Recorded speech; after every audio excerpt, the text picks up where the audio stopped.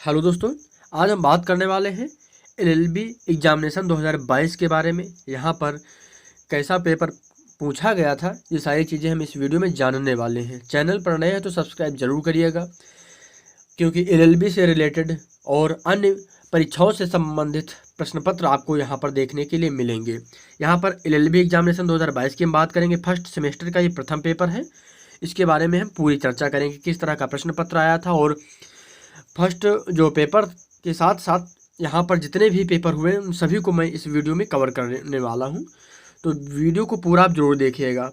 First semester के संपूर्ण प्रश्न पत्र आपको यहाँ पर देखने के लिए मिलेंगे। चलिए वीडियो को शुरू करते हैं। सब्सक्राइब जरूर करिएगा। यहाँ पर देखेंगे attempt any 5 question, all questions carry equal marks, यानी कि इन्हीं 5 प्रश्नों के उत्तर दीजिए, सभी प्रश्नों के अंक समान है। यहाँ पर आपको प्रश्न देखने के लिए मिल जाएगा। हम यहाँ पर नीचे देखते हैं, यहाँ पर क्या हो जाएगा, हिंदी और इंग्लिश दोनों भाषाओं में आपको प्रश्न पत्र देखने के लिए मिलेगा। प्रस्थापना की परिभाषा दीजिए, उन परिस्थितियों का वर्णन कीजिए जिनमें प्रस्थापना का प्रतिसंहरण हो सकता है। उसके बाद दूसरा प्रश्न था, हम इसको आगे की तरफ बढ़ाते हैं और आपको दिखाते हैं, प्रतिफल के बिना करार शून्य है, व्याख्या कीजिए इसके अपवादों, यदि कोई हो तो का वर्णन कीजिए। ये प्रश्न था। उसके बाद हम आगे देखेंगे, यहाँ पर आप देख पाएंगे भारतीय संविदा अधिनियम 1872 के अंतर्गत संविदा करने के लिए कौन सक्षम है। अवयस्क के साथ की गई संविदा शून्य है, सुसंगत वादों की सहायता से वर्णन कीजिए। इसके बाद हम अगले प्रश्न की तरफ बढ़ते हैं, कपट की परिभाषा दीजिए, कपट एवं मिथ्या विपदेशन में अंतर स्पष्ट कीजिए। उसके बाद हम आगे की तरफ देखेंगे, अगला प्रश्न है, भारतीय संविधान अधिनियम के अंतर्गत स्वतंत्र संपत्ति की परिभाषा दीजिए, सम्मति की परिभाषा दीजिए। अब कब संविदा असंयमक असर द्वारा उत्प्रेरित कही जा सकती है, विवेचना कीजिए। यहाँ पर हम आगे देखेंगे 6 नंबर प्रश्न क्या होगा, उन परिस्थितियों की व्याख्या कीजिए जिनमें करार का प्रतिफल या उद्देश्य विधिपूर्ण होता है। उसके बाद 7वां प्रश्न होगा, बाजी संविदा के आवश्यक तत्वों की विवेचना कीजिए, यह सट्टेबाजी संव्यवहार से किस प्रकार भिन्न है, क्या ये दोनों संविदाएं विधिमान्य हैं। इसके बाद हम आगे देखेंगे, अगला प्रश्न होगा, यहाँ पर नैराश्य के सिद्धांत से आप क्या समझते हैं। भारतीय संविदा अधिनियम 1872 के उपबंधों एवं निर्णीतवाद की सहायता से वर्णन कीजिए। इसके बाद हम आगे देखेंगे और अगला प्रश्न होगा, कल्प संविदा से आप क्या समझते हैं। कल्प संविदा के विभिन्न प्रकारों का संक्षेप में वर्णन कीजिए।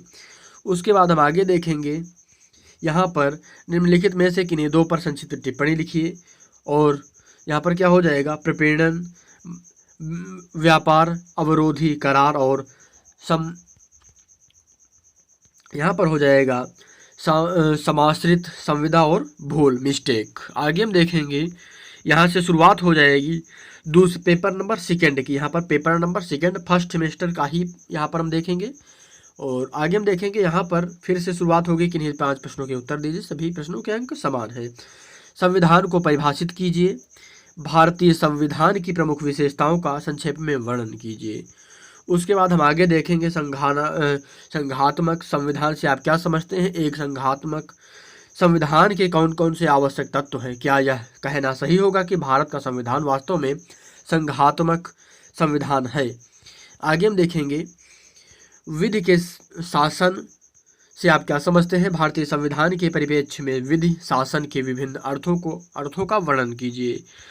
उसके बाद हम आगे देखेंगे, अगला प्रश्न था, समता से क्या तात्पर्य है। समता से तात्पर्य सभी के लिए समान कानून नहीं है। संविधान के अनुच्छेद 14 को विस्तार से स्पष्ट करें। आगे की तरफ हम देखेंगे, वाक एवं अभिव्यक्ति की स्वतंत्रता के अधिकार के क्षेत्र एवं विस्तार की चर्चा कीजिए। इस स्वतंत्रता पर कौन कौन से युक्त प्रतिबंध हैं। आगे की तरफ हम बढ़ते हैं और देखते हैं अगला प्रश्न, किसी भी व्यक्ति को उसके प्राण व प्राण एवं दैहिक स्वाधीनता से विधि द्वारा स्थापित प्रक्रिया के अनुसार ही वंचित किया जाएगा, अन्यथा नहीं। मेनका गांधी बनाम भारत संघ AIR 1978 SC 597 निर्णय द्वारा किसी प्रकार से इस सिद्धांत के क्षेत्र को वृहद किया है, बताइए।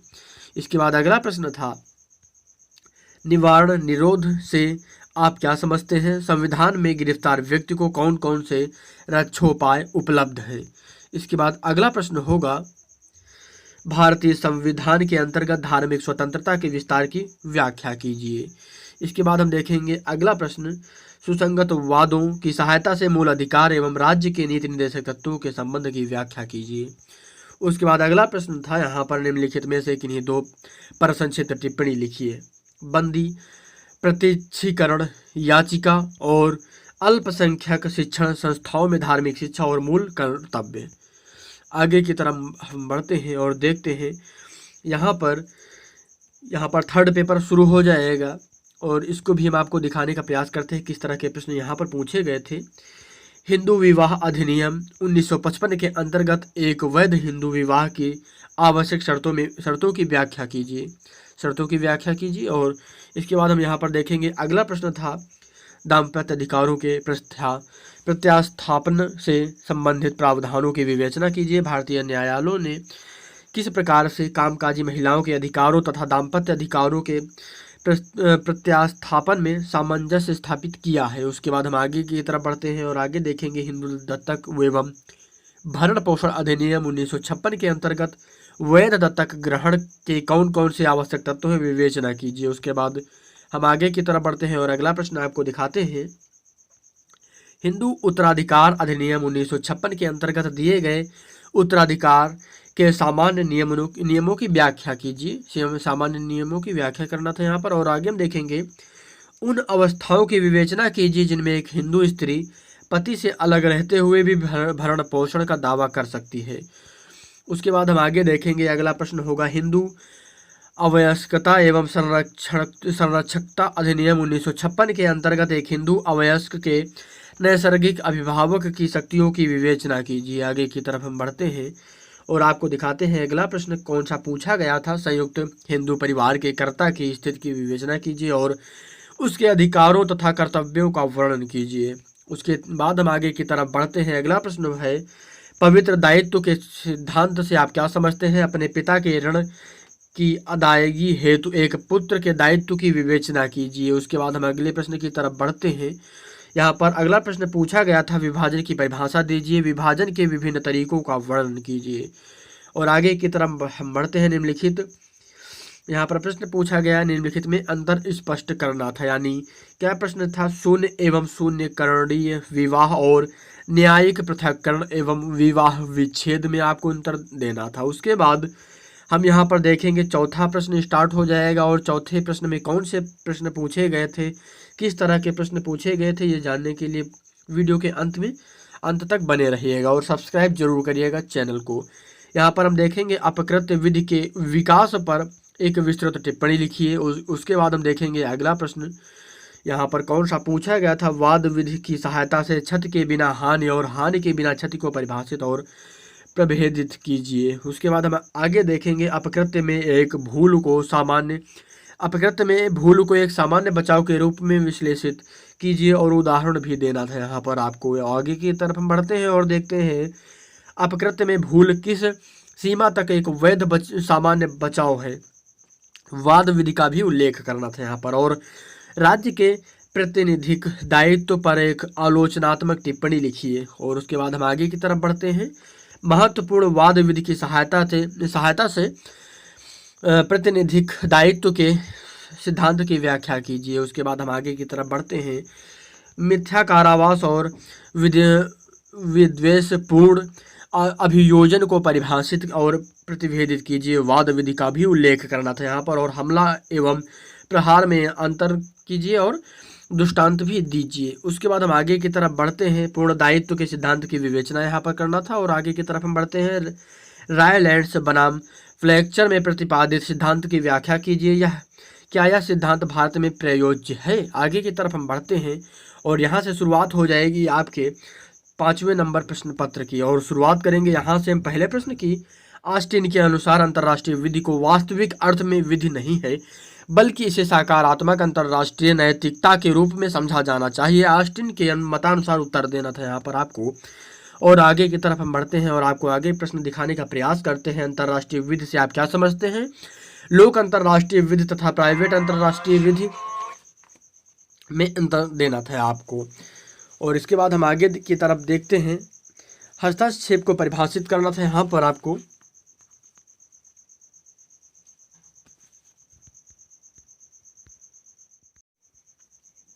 यहाँ पर अगला प्रश्न क्या होगा? हस्तक्षेप को परिभाषित कीजिए तथा उन आधारों को बताइए जिन पर वह न्यायानुगत है। उसके बाद अगला प्रश्न था मान्यता के दो प्रमुख सिद्धांतों की विवेचना कीजिए। उसके बाद अगला प्रश्न होगा यहाँ पर राज्य क्षेत्र को अर्जित करने के विभिन्न ढंगों की विवेचना कीजिए। और आगे हम देखेंगे, मैं सिर्फ आपको प्रश्न पत्र किस तरह का आता है, आपकी परीक्षा में किस तरह के प्रश्न पूछे जाते हैं, ये दिखाने का प्रयास कर रहा हूँ। और यहाँ पर हम देखेंगे संधि को निर्गत करने के लिए सामान्य रूप से राज्यों द्वारा कौन कौन से तरीके अपनाए जाते हैं, परीक्षण कीजिए। उसके बाद अगला प्रश्न होगा यहाँ पर राज्य के उत्तरदायित्व को परिभाषित कीजिए एवं अंतर्राष्ट्रीय विधि के अर्थ के दायरे में राज्य के उत्तरदायित्व के परिणामों की विवेचना कीजिए। उसके बाद यहाँ पर अगला प्रश्न होगा राज्य क्षेत्रीय समुद्र के सिद्धांत की व्याख्या कीजिए एवं राज्य क्षेत्रीय समुद्र पर राज्य के अधिकारों की विवेचना कीजिए। उसके बाद हम आगे देखेंगे। अगला प्रश्न था संयुक्त राष्ट्र महासभा की संरचना, शक्तियों एवं कार्यों की विवेचना कीजिए। उसके बाद यहाँ पर पैक्टा संट सर्वेंडा पर संक्षिप्त टिप्पणी लिखिए। उसके बाद हम आगे की तरफ बढ़ते हैं और अगला प्रश्न पत्र आपको दिखाने का प्रयास करते हैं। यहाँ पर 6वां प्रश्न पत्र आप देख पाएंगे कि 5 प्रश्नों के उत्तर दीजिए, सभी अंकों के अंक समान हैं। यहाँ पर जो अंक दिए गए हैं यहाँ पर आप देख पाएंगे। आप अपराध शब्द से क्या समझते हैं? विभिन्न विधिवेत्ताओं द्वारा दी गई अपराध की परिभाषाओं की व्याख्या कीजिए तथा बताइए कि आपके मतानुसार कौन सी परिभाषा सबसे उपयुक्त है। उसके बाद हम आगे की तरफ बढ़ते हैं और आपको अगला प्रश्न दिखाने का प्रयास करते हैं। आपराधिक मनोवृत्ति के सिद्धांत की विवेचना कीजिए तथा भारतीय दंड संहिता में यह सिद्धांत की सीमा तक लागू है। उसके बाद हम आगे देखेंगे। अगला प्रश्न होगा दंड के विभिन्न सिद्धांतों का संक्षिप्त परीक्षण कीजिए। आपके मतानुसार भारत में अपराधों में कमी के लिए कौन सा सिद्धांत सबसे उपयुक्त है। यहाँ पर मैं अगर इंग्लिश और हिंदी दोनों को बताने का प्रयास करूँगा तो काफ़ी समय लग जाएगा, इसलिए मैं आपको सिर्फ हिंदी के प्रश्न पत्रों को, हिंदी के जो प्रश्न हैं आपको बताने का प्रयास कर रहा हूँ, बाकी आप इंग्लिश के प्रश्नों को पढ़ सकते हैं। दुष्प्रेरक को परिभाषित कीजिए।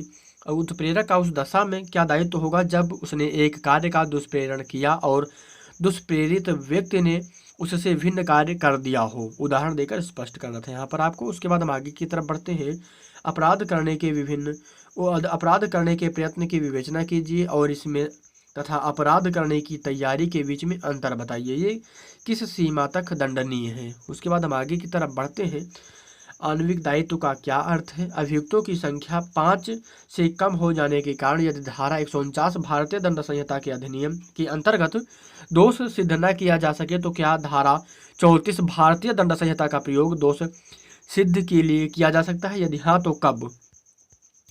उसके बाद हम देखेंगे शरीर की आत्मरक्षा के अधिकार का क्या तात्पर्य है। उन परिस्थितियों का वर्णन कीजिए जब शरीर की आत्मरक्षा का अधिकार आक्रामक की मृत्यु कारित करने तक विस्तृत हो जाता है। उसके बाद हम आगे की तरफ बढ़ते हैं और आपको अगला प्रश्न दिखाते हैं। भारतीय दंड संहिता के अंतर्गत मततः किन परिस्थितियों में बचाव है निर्णीत वादों का उल्लेख कीजिए। उसके बाद आपराधिक षड्यंत्र की परिभाषा दीजिए तथा इसके आवश्यक तत्वों का वर्णन कीजिए। उसके बाद हम आगे की तरफ बढ़ते हैं। यहाँ पर आप देखेंगे निम्नलिखित में से किन 2 पर संक्षिप्त टिप्पणियाँ लिखने थे। बलवा और दंगा में अंतर, आवश्यक और हेतु में अंतर, दुर्घटना बचाव के रूप में और भारतीय दंड संहिता के अंतर्गत शिशु को आपराधिक दायित्व से प्राप्त उन्मुक्ति।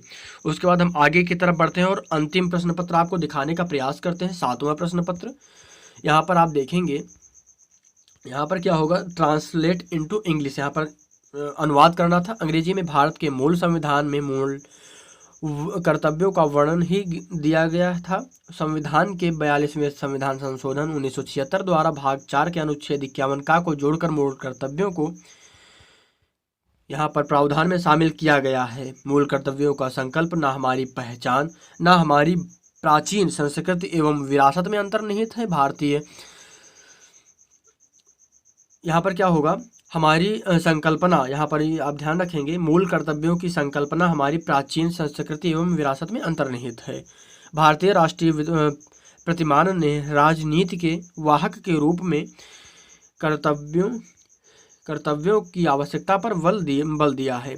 उसके बाद यहाँ पर आप देखेंगे ये प्रश्न क्या हो जाएगा, write an essay on any of the द फॉलोइंग। यहाँ पर relation between fundamental rights and direction principle of state policy, यहाँ पर आप देखेंगे राइट ऑफ, यहाँ पर राइट ऑफ प्राइवेट डिफेंस हो जाएगा। उसके बाद यहाँ पर प्रश्न आप पढ़ सकते हैं, इन प्रश्नों को आप इंग्लिश में है, यहाँ पर आप सभी प्रश्नों को पढ़ लेंगे। नेचर ऑफ हिंदू मैरिज, उसके बाद यहाँ पर यूनिट 2 स्टार्ट हो जाएगा। Write a letter of CMO for improvement of health service of general public in your district during COVID-19। उसके बाद हम आगे की तरफ बढ़ते हैं। यहाँ पर आप देख पाएंगे write a letter to your college principal for improvement of library system. उसके बाद fill up the blank with, यहाँ पर आप देखेंगे नीचे की तरफ मैं आपको दिखाने का प्रयास करता हूँ।